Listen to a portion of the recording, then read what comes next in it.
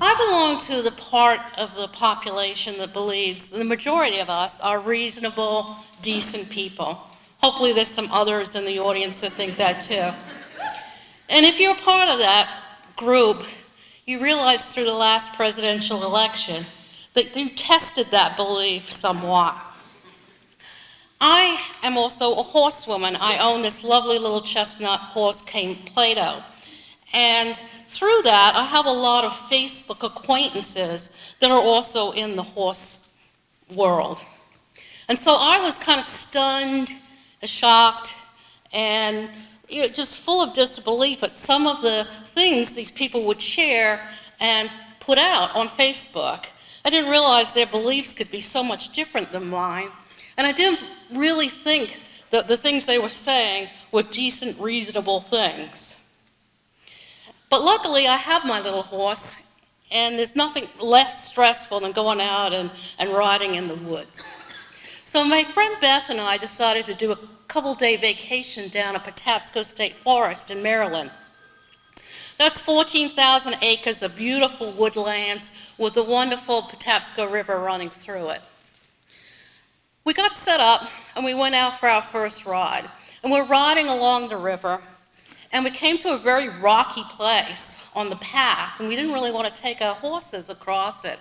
And I saw that there was this hillock next to it with a trail up and I thought, well, that must be the way around this rocky piece. And I took my horse up there. And when I got to the top, the trail just ended and I realized I was going to have to turn back around. But when I turned back around, his back feet hit the side of the trail and it gave way. And he started sliding backwards down this hill. And I jumped off of him and watched in horror as he's scrambling, trying to find footing, but he's sliding backwards down the hill. His back feet hit the rocky trail and he spun around, and when his front feet hit the ground, he took off like a rocket. Horses are flight animals, and when they get scared, they run. And that quickly, he was gone. My friend went after him on her horse, and I walked back to camp. Horses have a pretty good sense of direction, and the hope was that he would come back to camp, but he wasn't there. I let everyone know around camp that we were looking for him, and I got on Facebook to the horse community and said, the Plato was lost in the woods. We haven't found him. Could I get any help looking for him? And just that quickly, people started coming and offering help. I thought he'd be home by evening, but he wasn't. And that night, I got up many times, every time I heard a noise, hoping that I would see him out there, but he wasn't there. The next day came, and we searched and searched and searched, and still nothing. And by day 3, nobody had seen any hide nor hair of him. And I was so concerned, not just because he was gone, but because he had all his tack on. He could have got caught up somewhere, and the thought was maybe he was stuck and hurt somewhere, and I couldn't get to him and help him. But by day 3, a friend set up a GoFundMe page and hired a helicopter to search the park.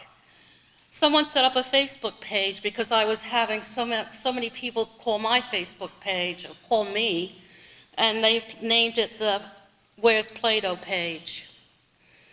The police put out an Amber Alert saying that there was a loose horse in the park.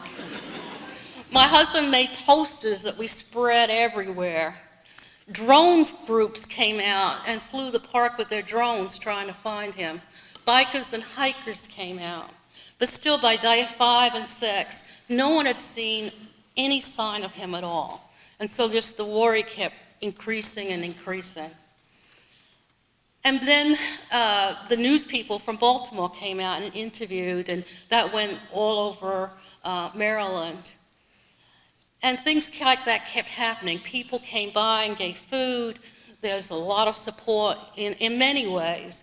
Every day, people I didn't know came out and rode those forests or walked those forests or biked those forests looking for Plato. But still, by day 10, we had seen nothing. And it was beginning to feel like this was not going to end very well. But on day 12, I got a call. 3 hikers had found Plato. They had found him and they had walked him to a restaurant parking lot that was only about 5 miles from our camp.